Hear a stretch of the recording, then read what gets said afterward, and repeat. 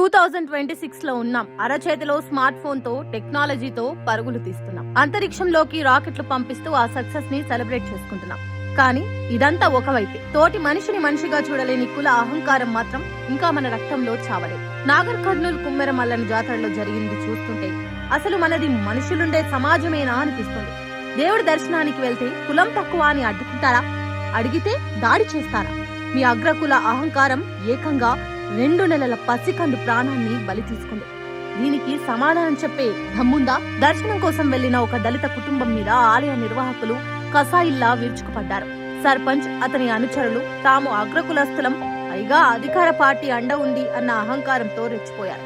అక్కడ ఉన్నది 2 నెలల పసిపాప. అయ్యా, పసిబిడ్డ ఉంది, గొడవ ఆపండి అని ఆ తల్లిదండ్రి కాళ్ళ వేళ్లా పడి ప్రాధేయపడ్డారు. కాని ఆ కసాయి గుండెలు కరగలేదు సరికదా. ఆ తోపులాటలో తల్లి ఒడిలో ఉన్న పసిగుడ్డును తన్నారు. పాప ఒక్కసారిగా అపస్మారక స్థితికి వెళ్లడంతో పాపం ఆ తల్లి గుండె తల్లడిల్లిపోయింది.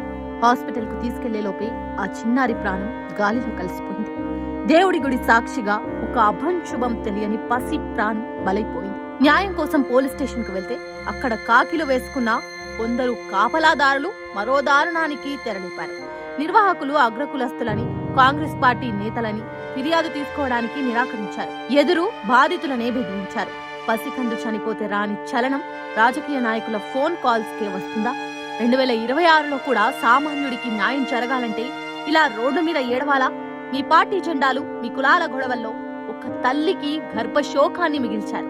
దీనికి ఎవరు బాధ్యత వహిస్తారు? ఇది ముమ్మాటికి కుల వివక్షతో జరిగిన హత్య. అధికార పార్టీ అండ చూసుకుని రెచ్చిపోతున్న అరాచక శక్తులకు ఒక్కటే హెచ్చరిక: చట్టం చుట్టంలా మారొచ్చు, కానీ ప్రజల ఆగ్రహం ముందు ఏ అహంకారం నిలవదు.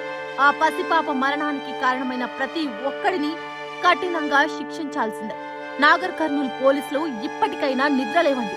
కులాలు, రాజకీయాలు ప్రక్కన పెట్టి ఆ తల్లికి న్యాయం చేయండి. లేదంటే ఆ ఆగ్రహం దావానలంలా మారుతుంది.